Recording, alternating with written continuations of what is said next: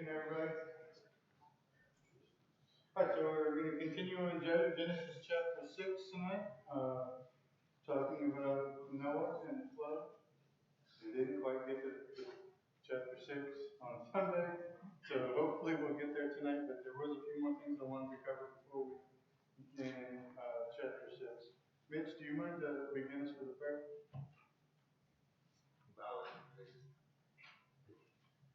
Lord, our God and Father, we bow before you at this time, acknowledging your greatness, your holiness, and your care for us. We're thankful, Father, for the many of our number who you've been restoring to health and worked with our prayers. We thank you for the mercy and the love that you've shown to them. We're mindful, Father, of many more who are still in need of your tender care. We pray that you continue to be with them, strengthen them, and uphold them, we pray. Mindful, Father, of the fact that we're not always the servants that you would have us to be. As we come before your holy throne, we pray, Father, that you would cleanse us through the blood of your Son, that we might be holy and righteous in your sight and acceptable to you. As we delve into your word, Father, we pray that we might gain a deeper understanding of your design and the world you created, the salvation that you bought for each of us through sending your Son. Pray, Father, that you guide us through this word, that you give us great understanding, that we might present it to those round about us in this lost and sinful world. Guide us always, protect us from the evil one, and help us to reach that home in heaven with you. In Jesus' name we pray. Amen. All right, so last week we talked about whether there was raining or not. I'd like to start this evening by just saying, obviously some of this stuff we're talking about isn't necessarily, based wrapping your salvation around. There's a lot of it speculative. There's a lot of it I'm trying to do, research is based on lots of smarter people than me with scientifically, creationism. That have, put a lot of things together. And so I'm only presenting it as such. I'm not trying to present anything that the Bible says or doesn't say. We're just starting with the Bible as a basis. So we kind of ended with that. Did anybody have any questions about the rain or no rain? Have any comments about that? I just want to move forward. Somebody, I don't remember who it was, but said something about the population. I think it was Matt. Said something about the population. So I'm going to skip the rainbow part there for a little bit and go back to that after the flood. Talk about the population for a little bit and the geography of the land. So if you use Genesis 5 to calculate how much time has passed from creation until the flood, you have 1,656 years. And then you use the population growth of just fairly recent years, percentage of recent years, we give an Earth population of about 241 million people at the time. And this again ranges all over the place, these numbers. But even if you take Israel's population rates when they were in Egypt for 400 years, they went in as 70 people and came out 400 years later, possibly in the millions. So, just kind of using those as guidelines, the Israelites in Egypt, that'd be a 2.6% growth rate. If they used that before the same idea before the flood, but you also add in the fact that people lived 500 to 900 years, you get to big, pretty high numbers pretty quickly. So I think it's conservative to say that there was a lot of people that's lives ended in the flood. It wasn't just a handful of people. God was unhappy with a lot of humanity. So, what was the geography of the Earth kind of like? We mentioned it last class, but what we see today is just actually the devastation. It may look completely beautiful to us, but when you see the Grand Canyon and the Rocky Mountains, that's all devastation of something that was much more beautiful at one point. All of that land was destroyed in the flood. And when you were a child and you look at the globe or you look at the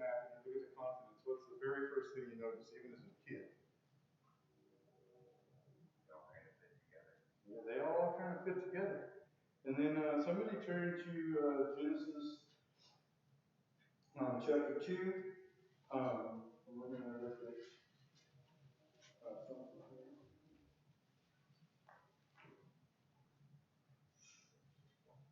Let me read verses 8 through 10. Online. Lewis, do you mind to read that? Genesis chapter 2. The Lord God planted a garden toward the east and east. There he placed the man whom he had formed. And out of the ground, the Lord God caused him to grow every tree that is pleasant for sight and good for food. The tree of life was in the midst of the garden, and the tree of the knowledge of good and evil. So on day 3, he separates all the water in the dry land. So obviously I can't stand up here and tell you that all the continents are in one place. But then when you talk about how the flood comes about here in the next chapters, what does it say about the fountains of the deep? They burst forth. And then geologists, and you end up with the continents having fossil layers and sediment layers in the same continent across oceans. So you have this place that God has created all the dry land. Presumably one place that used to be called Pangea, now it's called Sardinia, I believe, since the 1990s they've changed the name of it. But whatever it was, God created it somewhere. And this one landmass, more than likely, was one landmass had Eden in it, had 4 rivers flowing out of it.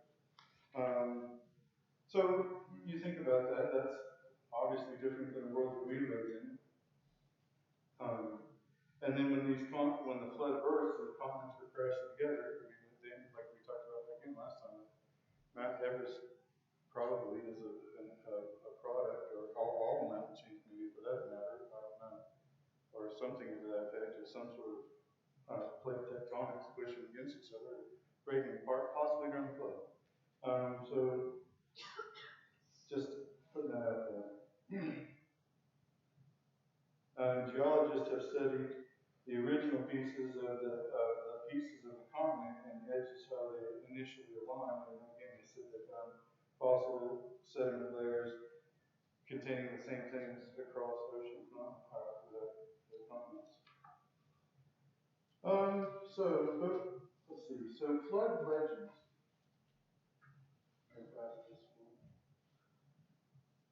According to Dr. Dwayne Gish, I don't know who that is, but he was a creationist that said that there's over 270 stories of catastrophic floods worldwide across all different cultures. We have, obviously, the written account of Noah, of the 8 people that survived. So, would you say that you believe that the written account, Genesis chapter 6, is the oldest surviving account of the flood?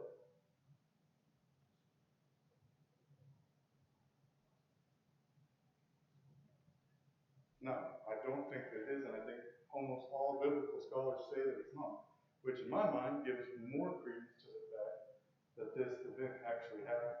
When you have 270 cultural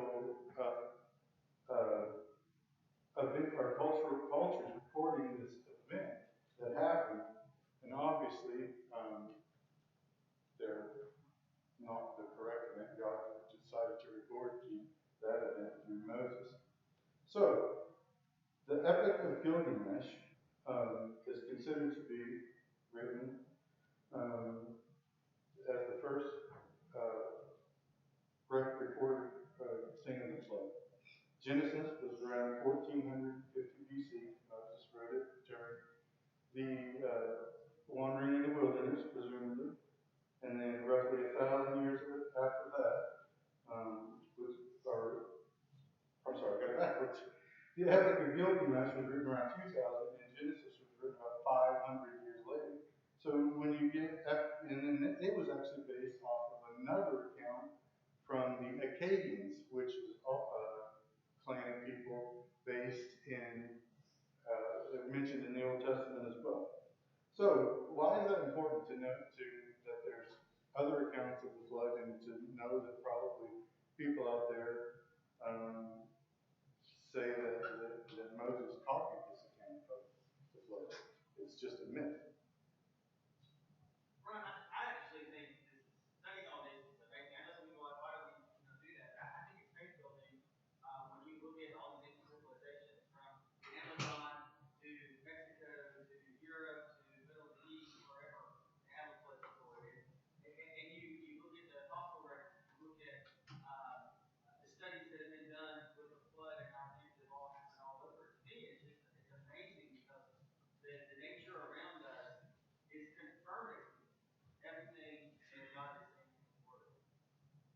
Yeah, that's kind of what I think, and I think that, or it is what I believe in.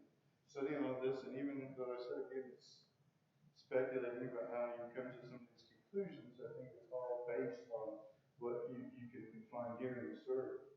So when you get, I know we're jumping around a little bit here, but when you get to the Tower of Babel, what is the reason that they're separated?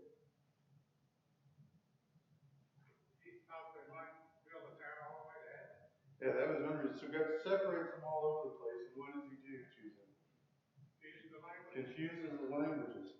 So, what happens to these stories or these myths?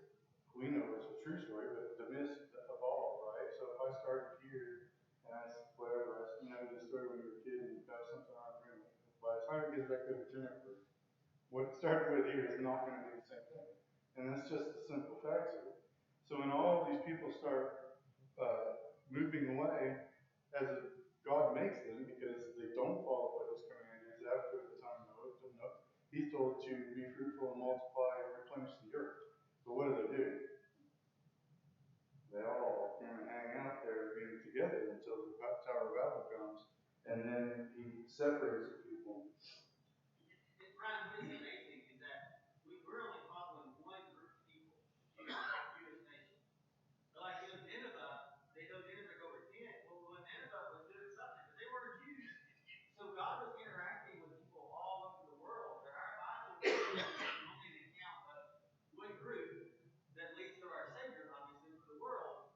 But there's many things going on outside of that. Yeah, 1,500 years before the flood is when the Sumerian culture kind of comes to effect, and that's what the epic Gilgamesh is. It comes from the Sumerian culture. Right, a lot of what Gerald said. And another thing that makes it so important for us, you know, as it's pointing. We're in the beginning pointing toward victory. We're pointing toward Jesus. We're pointing toward God. But if I were the devil, if I can get you to question this first little bit, I've got you on my side. Oh yeah. And so that's why it's important that we learn about these things and know them. So you know that should build. It should be a faith builder for us. It really should. Well, and when I read that, and you know, I guess I'd always thought that the flood account was the very first written account of the flood. I believe it's the accurate account of the flood, but I think that it's probably not the first account, especially since the Epic of Gilgamesh, which comes from the Sumerians,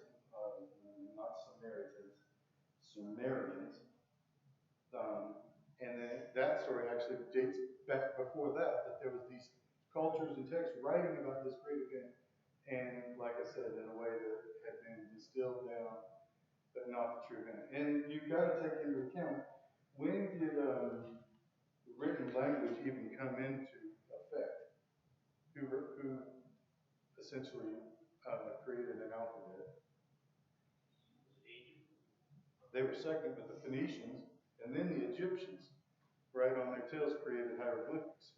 But in the newest studies of things, they have found 12 inscriptions in Jewish mines outside of where the Jews were in slavery that have assigned alphabetical letters to hieroglyphic symbols, and has essentially created the first phonetic alphabet. And then who was educated in Egypt? Moses. But what was he also? So they are creating, essentially it ends up being the Hebrew language. But how do you know that they had their own written language you could read? As soon as they crossed the Jordan, what's the name of this church? They built the 12 stones, and then at one point it says that they put it in like plaster around the rocks and had written something on it. So they knew how to read and write, and then it's also write them on the tablets of your heart. They knew how to read and write. These were educated people. But the fact that a story about the flood had been recorded in a typeset, not even an alphabet, of but distilled away from what's actually true. I think these other accounts from throughout all the other cultures of the flood demonstrates to us that humanity has a shared history. But it is, like you said, it's important to understand that it's only through the inspiration of the Holy Spirit that we can know the correct history. Yeah, and then you come to think, that when Moses wrote the Torah, the first 5 books when they were in the wilderness, what was the language you think that Moses probably spoke? He probably spoke Egyptian, but Hebrew was just not even, it was becoming a language. But, so you don't even, probably the first things weren't even written in Hebrew. So you take these accounts and then Moses writes God's account, inspired by God, in a Hebrew language that could be read and understood. Hey, Brad, real quick. You know how you convert Chinese people? The Chinese language, for the word ship, you break down the characters, it's like 8 people in a boat. And it had people break down the word ship because it starts telling the flood story. In an atheist country, who hasn't been a Christian nation, I don't know, never. And yet their language points to the flood, which is quite amazing. Yeah, I think that's called the flood with Fuji, I think, or something. But yeah, there's all kinds of them. There's one in Hawaii. A man named Nunu built a great canoe with a house filled with animals. Then there's the Epic of Gilgamesh. The one in China. There's one in Greece. Deflation's flood. So there's, again, all these different cultures, but they're all, I believe, recording the real event that Moses recorded in the book of Genesis. All right. Got off track here a little bit.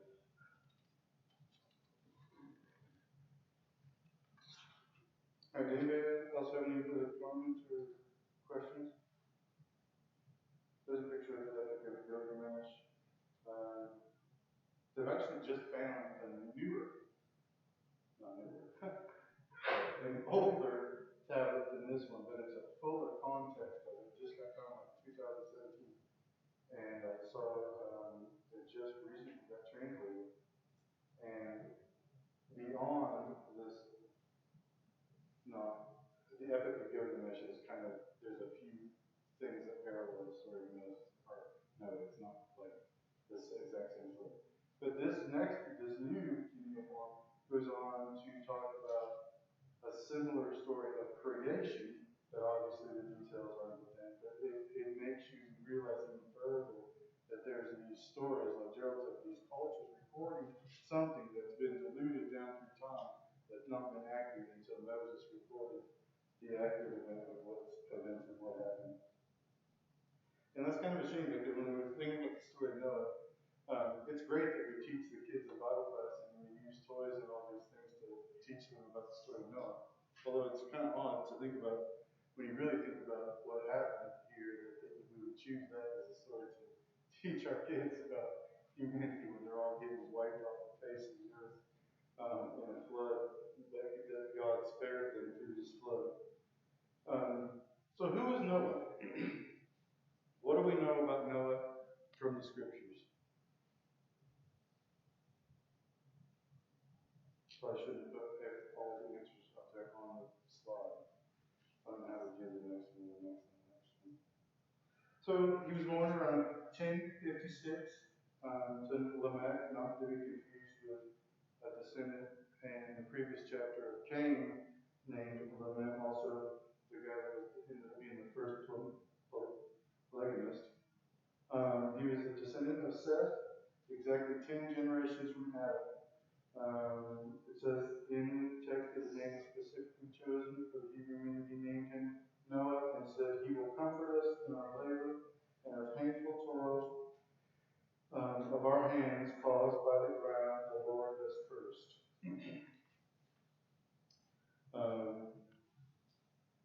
Noah was a farmer. Was he a farmer before the flood or after the flood? Huh? It only says after.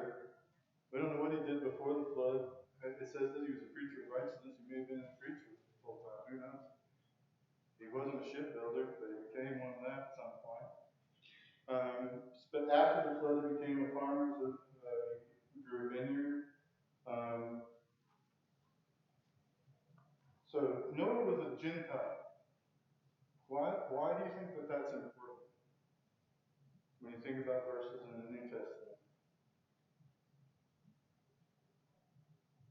Was all humanity Gentiles at one point? Yeah. And then when Paul says there's neither Jew nor Greek, Scythian or whatever, something else, but whatever that verse says, it kind of takes on new meaning when you think about that, because when did Judaism start? Through Abraham. Was Abraham a Gentile? He was. So let's do this. Is going to maybe get a little confusing because I'm not a good way to explain it. But, and again, this is just some speculation. But then if you look at some dates of Noah and his sons, they were still alive at the Tower of Babel, which is about 100 to 150 years after the flood, which would be about 2,200 BC, with the flood about 2,350 BC. So actually about 100 years, 100 to 250 years after. So you get to the Tower of Babel. Who else is alive at the Tower of Babel? A little bit further on.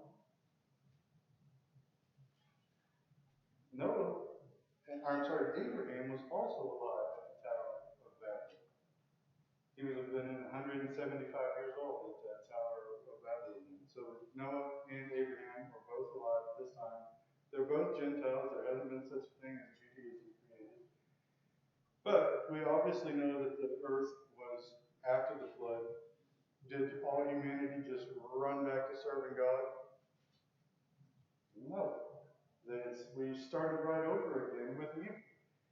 So you seemingly get the idea that Abraham was kind of in the same situation as before, that he lived in which is in Samaria, or the Samaritan, like the Samaritan titles we're talking about. So he's called to kind of seemingly out of nowhere, right? Like, here's this Abraham guy. He's a Gentile. But what do we also know? We talked about earlier from the Tower of Babel. Did everybody stay in one place? So you can kind of deduce that if they were both living at the same time, but God says everybody was still living in one place. I don't know. All I'm saying is that Noah came out of the flood just as righteous as he was before, and you have certain individuals coming out of the flood that know what to do from God, and God called them to do, just like he did Abraham. I've always found it interesting that apparently if you do the math, Noah was young, Adam would have still been alive. So he would have been able to had that opportunity to be able to learn directly from Adam what it was like to be in the garden, to be with God, and directly be with God. And as you point out, with him coming through the flood, and then Abraham being alive when Noah was still alive, that could have been a direct, line of information, if you will. Yeah, I mean, you have this guy that seemingly knows what to do, or obeys God, Abraham, kind of out of, and would you wonder, how did he know? I mean, it's because there were certain Gentiles that were still alive after the flood. Shem and Noah would have been alive at Abraham's birth at the table of Tower of Babel there. Shem would have died at 600 years old, which would have been 502 years after the flood. So, just like Mitch said, you can kind of draw the conclusion that there were these individuals. Abraham was chosen by God, but these individuals, Noah, Shem, were still around after the flood that could have passed on this information about who the true God was and how to serve him.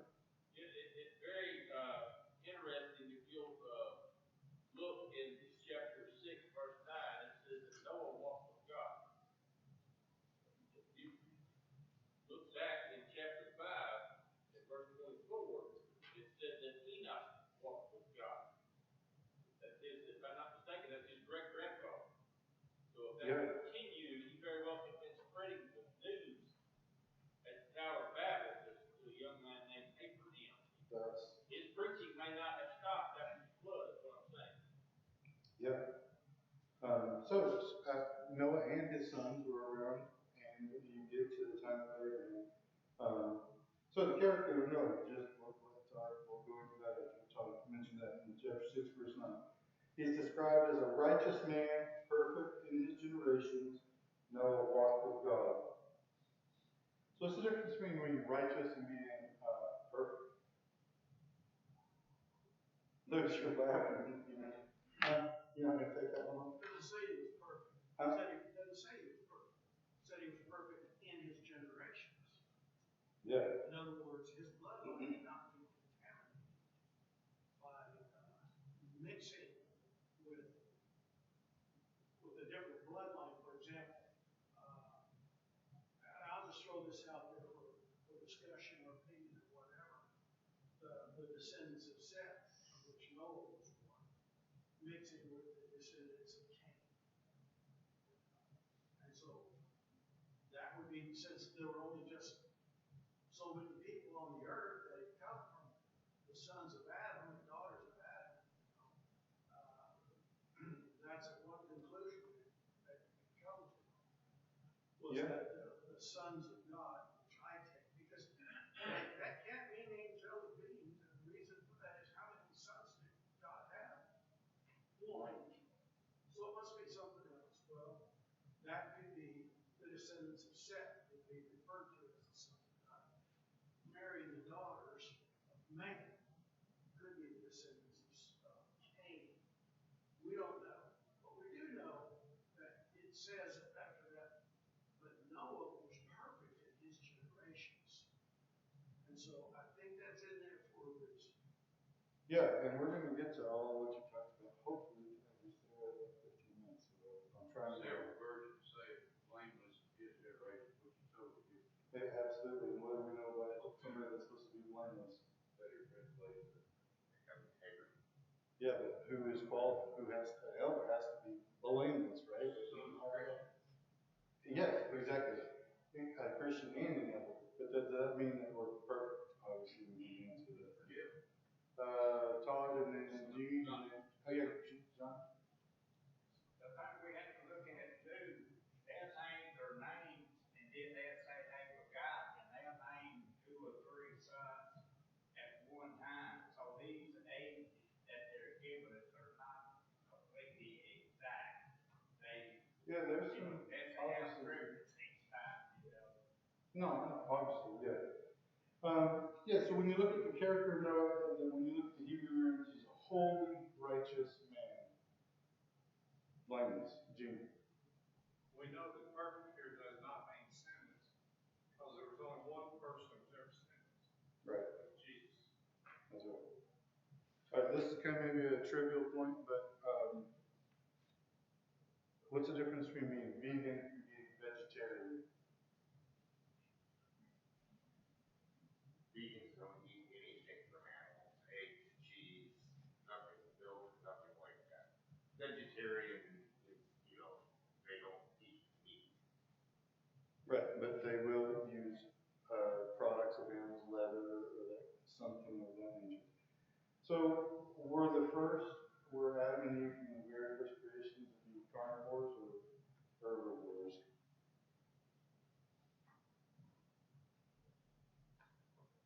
It says, and God says in Genesis 1:29, that God said, I will give you every seed-bearing plant on the face of the whole earth, and every tree with fruit with seed. They will be yours for food. So, we know that Abraham, I'm going to do it 55 times, I believe.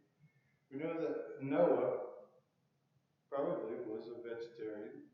according to God's commands. What does it say after the flood about the animals? There's a very specific change that animals are to be given to be used as food from that point on. So, how do we know that he probably was a vegan? I'm making a trivial point, but this is important because what did God do when after the first sin? Give them skins to wear. Where it happened to when those skins? How did God get those skins? Something. Huh? He made it. He made them. Sure. He made personally, he made skin. I believe so. But you don't believe that he sacrificed an animal? There's no indication that he. Okay.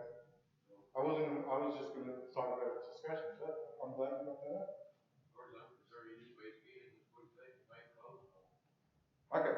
Well, yeah, he made clothes for them, and they were clothed from that point on from animal skins. Maybe the God made them, obviously he made them. But how he came about them. Adam and Eve were given them to wear.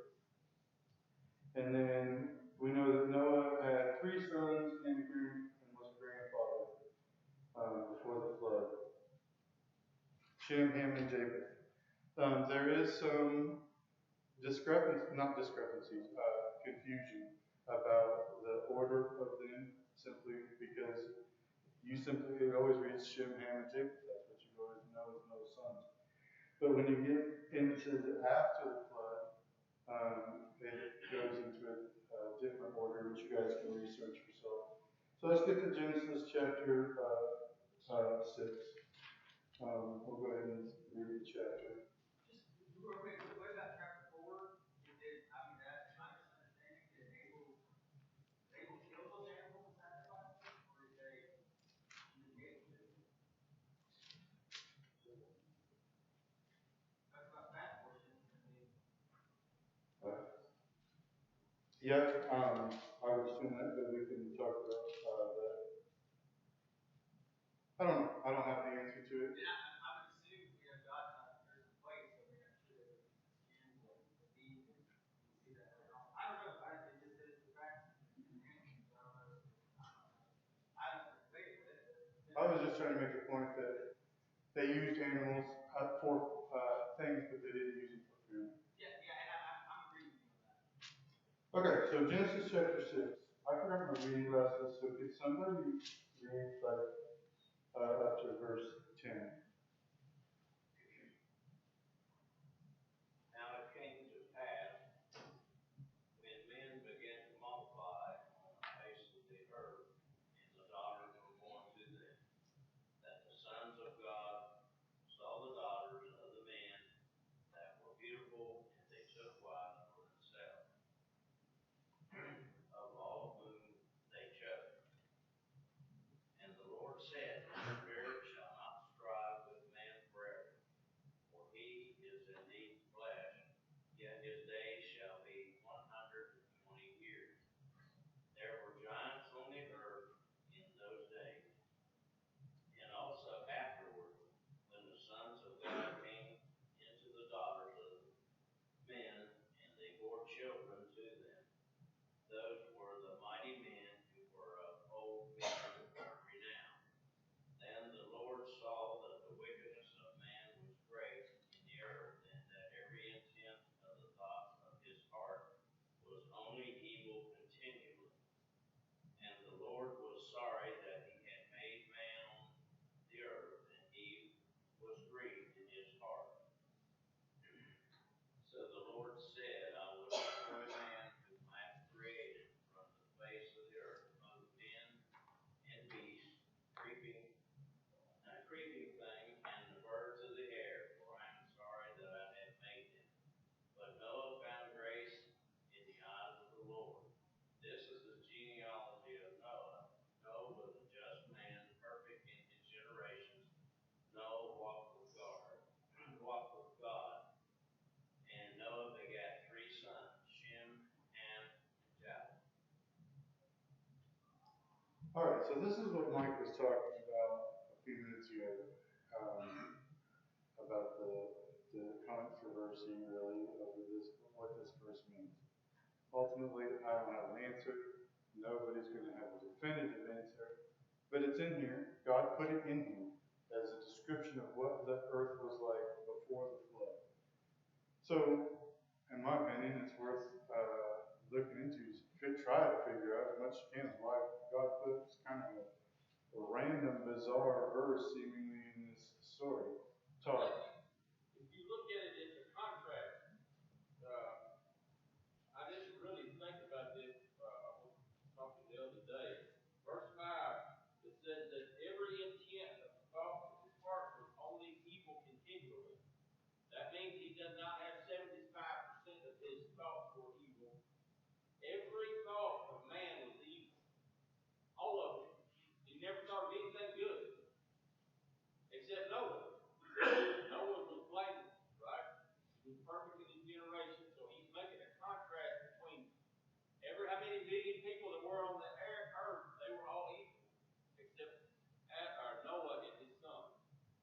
So, from that exact verse is what Mike was saying, that's one of the two ideas about what this verse means, that line represented is one of the viewpoints, and that the angelic beings. It's kind of weird. You take it at face value, what's it sound like?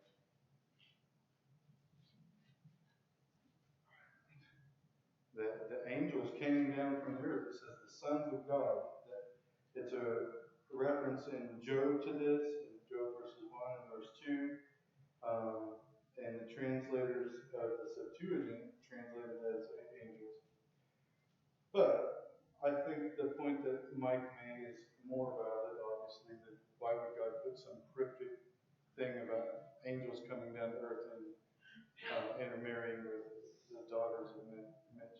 Specifically in verse 2, what I see there is the Son of God, the holy line, the line that was seeking after God, that Enoch was from, Seth. And it says that they saw that the daughters of men, or very well named the daughters of the descendants of Cain, were beautiful and took wives for themselves whomever they chose. So what that tells me is they were no longer interested in the two becoming one flesh. They were interested in satisfying the lusts of the flesh. And they were also interested in intermarrying with the Cain, the other line, which ended up having everybody on the earth other than 8 people. But I think it shows the corruption of the holiness of man.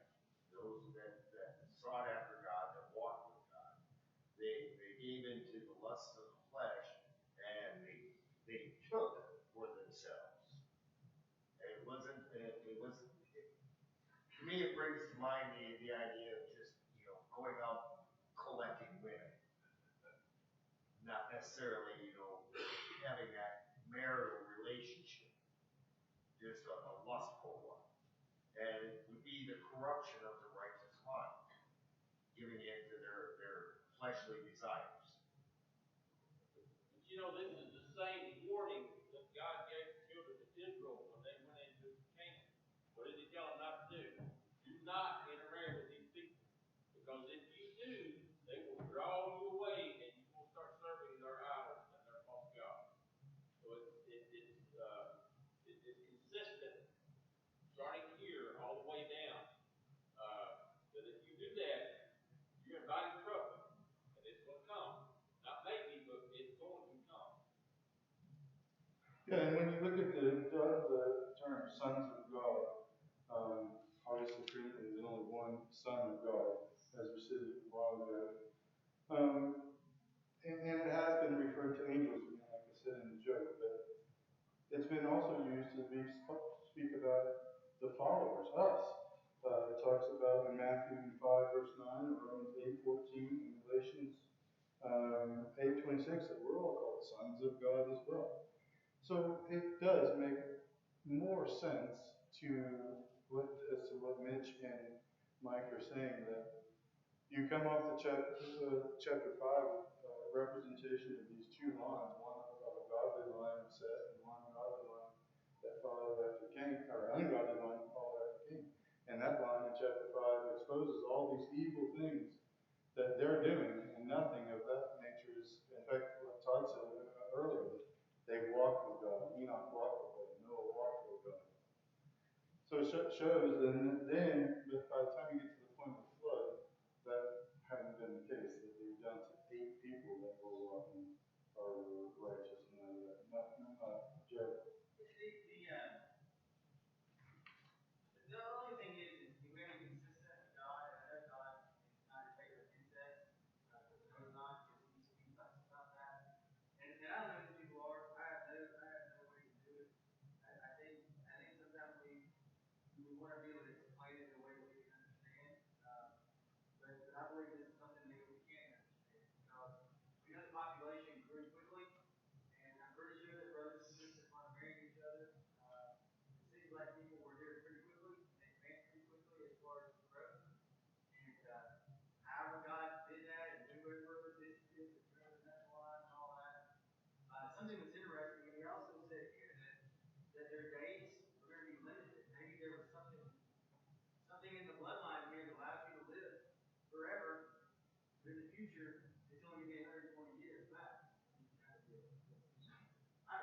Yeah, it does say that at the end of the verse, but does it ever specifically say anywhere that it took Noah 120 years to build the ark? In Hebrews it says that he waited patiently, and that's how people. That's one of the what the verse we're talking about is the reduced man, or God will suffer with man no longer 120 years from this point forward, or whatever that is. There's two kind of views on that. One is that it will be a reduction in the age of man, and the biblical genealogy does show that from that point on, man's years are reduced. But there's also the other view that it took Noah from that point of that declaration on 120 years to build the ark, which is not supported by anything in the Bible other than Luke from Hebrews says that God patiently waited. Yeah. In chapter 4, very last part of verse 26, it says, "When men begin to call on the name of the Lord." So, when you talk about calling on the name of the Lord, you're obeying the Lord. And then when you get to verse 60, it says, "These are the sons of God." There were men there that were spiritually minded. They called on the name of the Lord.